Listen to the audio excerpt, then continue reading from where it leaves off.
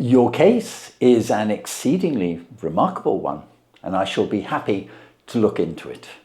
From what you have told me, I think that it is possible that graver issues hang from it than might at first sight appear. Grave enough, said Mr. Jervis Wilson. Why, I have lost £4 a week. As far as you are personally concerned, remarked Holmes, I do not see that you have any grievance against this extraordinary league. On the contrary, you are, as I understand, richer by some £30, to say nothing of the minute knowledge which you have gained on every subject which comes under the letter A. You have lost nothing by them. No, sir, but I want to find out about them and who they are and what their object was in playing this prank, if it was a prank, upon me. It was a pretty expensive joke for them, for it cost them £32. We shall endeavour to clear up these points for you. And first, one or two questions, Mr. Wilson. This assistant of yours who first called your attention to the advertisement, how long had he been with you? About a month. How did he come? In answer to an advertisement. Was he the only applicant? No, I had a dozen. Why did you pick him? Because he was handy and would come cheap. At half wages, in fact. Yes. What is he like, this Vincent Spaulding? Small, stout built, very quick in his ways. No hair on his face, though he's not short 30. Has a white splash of acid upon his forehead. Holmes sat up in his chair in considerable excitement. I thought as much, said he. Have you ever observed that his ears are pierced for earrings? Yes, sir. He told me that a gypsy had done it for him when he was a lad. Said Holmes, sinking back in deep thought. He is still with you? Oh, yes, sir. I have only just left him. And has your business been attended to in your absence? Nothing to complain of, sir. There's never very much to do of a morning. That will do, Mr. Wilson. I shall be happy to give you an opinion upon the subject in the course of a day or two. Today is Saturday, and I hope that by Monday we may come to a conclusion. Well, Watson, said Holmes, when our visitor had left, what do you make of it all? I make nothing of it, I answered frankly. It is a most mysterious business. As a rule, said Holmes, the more bizarre a thing is, the less mysterious it proves to be. It is your commonplace, featureless crimes which are really puzzling, just as a commonplace face is the most difficult to identify. But I must be prompt over this matter. What are you going to do then? I asked. To smoke, he answered. It is quite a three-pipe problem, and I beg that you won't speak to me for 50 minutes. He curled himself up in his chair with his thin knees drawn up to his hawk-like nose, and there he sat, with his eyes closed and his black clay pipe thrusting out like the bill of some strange bird. I had come to the conclusion that he had dropped asleep, and indeed was nodding myself, when he suddenly sprang out of his chair with the gesture of a man who has made up his mind, and put his pipe down upon the mantelpiece. Sarasate plays at the St. James's Hall this afternoon, he remarked. What do you think, Watson? Could your patients spare you for a few hours? I have nothing to do today. My practice is never very absorbing. Then put on your hat and come. I'm going through the city first, and we can have some lunch on the way. I observe that there is a good deal of German music on the programme, which is rather more to my taste than Italian or French. It is introspective, and I want to introspect. Come along.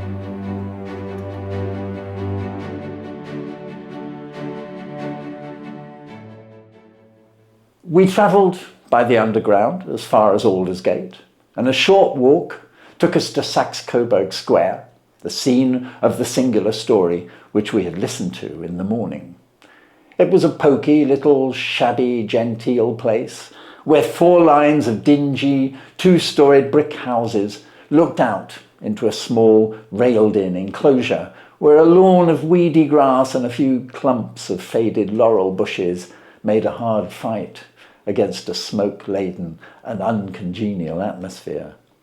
3 gilt balls and a brown board with Jabez Wilson in white letters upon a corner house announced the place where our red-headed client carried on his business. Sherlock Holmes stopped in front of it with his head on one side and looked it all over with his eyes shining brightly between puckered lids. Then he walked slowly up the street, then down again to the corner, still looking keenly at the houses. Finally, he returned to the pawnbroker's and, having thumped vigorously upon the pavement with his stick 2 or 3 times, he went up to the door and knocked. It was instantly opened by a bright-looking, clean-shaven young fellow who asked him to step in. Thank you, said Holmes. I only wish to ask you how you would go from here to the Strand. 3rd right, 4th left, answered the assistant promptly, closing the door. Smart fellow that, observed Holmes as we walked away. He is, in my judgment, the 4th smartest man in London, and for daring I am not sure that he has not a claim to be 3rd. I have known something of him before. Evidently, said I. Mr. Wilson's assistant counts for a good deal in this mystery of the Red-Headed League. I am sure that you inquired your way merely in order that you might see him. Not him. What then? The knees of his trousers.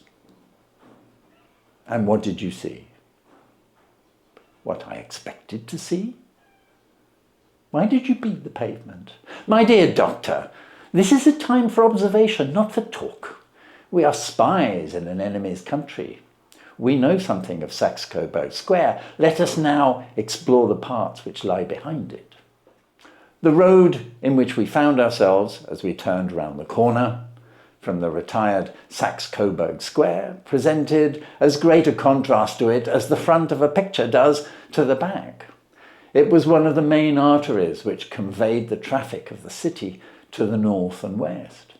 The roadway was blocked with the immense stream of commerce flowing in a double tide inward and outward, while the footpaths were black with the hurrying swarm of pedestrians. It was difficult to realise as we looked at the line of fine shops and stately business premises that they really abutted on the other side upon the faded and stagnant square which we had just quitted. Let me see, said Holmes, standing at the corner and glancing along the line. I should like just to remember the order of the houses here. It is a hobby of mine to have an exact knowledge of London. There is Mortimer's, the tobacconist, the little newspaper shop, the Coburg branch of the City and Suburban Bank, the vegetarian restaurant, and Macfarlane's carriage building depot. That carries us right on to the other block. And now, Doctor, we've done our work, so it's time we had some play. A sandwich and a cup of coffee, and then off to Violin Land, where all is sweetness and delicacy and harmony, and there are no red-headed clients to vex us with their conundrums. My friend was an enthusiastic musician, being himself not only a very capable performer, but a composer of no ordinary merit.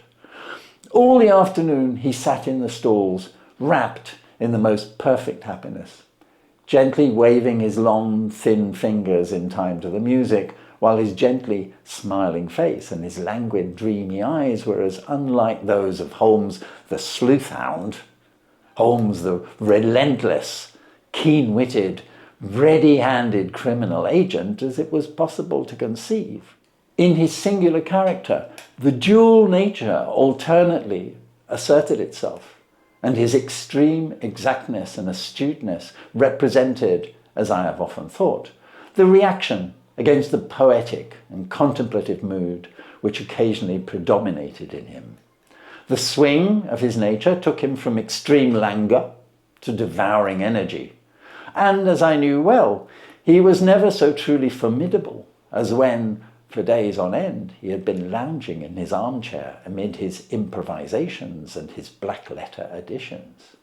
Then it was that the lust of the chase would suddenly come upon him, and that his brilliant reasoning power would rise to the level of intuition until those who were unacquainted with his methods would look askance at him as on a man whose knowledge was not that of other mortals.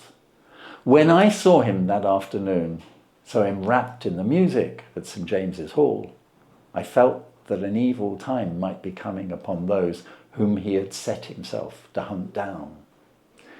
"You want to go home, no doubt, Doctor," he remarked as we emerged. "Yes, it would be as well. And I have some business to do, which will take some hours. This business at Coburg Square is serious." "Why serious?" "A considerable crime is in contemplation. I have every reason to believe that we shall be in time to stop it. But today, being Saturday, rather complicates matters. I shall want your help tonight." "At what time?" 10 will be early enough." "I shall be at Baker Street at 10. "Very well. And I say, Doctor, there may be some little danger, so kindly put your army revolver in your pocket." He waved his hand, turned on his heel, and disappeared in an instant among the crowd. I trust that I am not more dense than my neighbours, but I was always oppressed with a sense of my own stupidity in my dealings with Sherlock Holmes. Here I had heard what he had heard. I had seen what he had seen. And yet, from his words, it was evident that he saw clearly not only what had happened, but what was about to happen. While to me, the whole business was still confused and grotesque. As I drove home to my house in Kensington, I thought over it all, from the extraordinary story of the red-headed copier of the encyclopedia, down to the visit to Saxe-Coburg Square, and the ominous words with which he had parted from me. What was this nocturnal expedition? And why should I go armed? Where were we going? And what were we to do? I had the hint from Holmes that this smooth-faced pawnbroker's assistant was a formidable man, a man who might play a deep game. I had tried to puzzle it out, but gave it up in despair and set the matter aside until night should bring an explanation.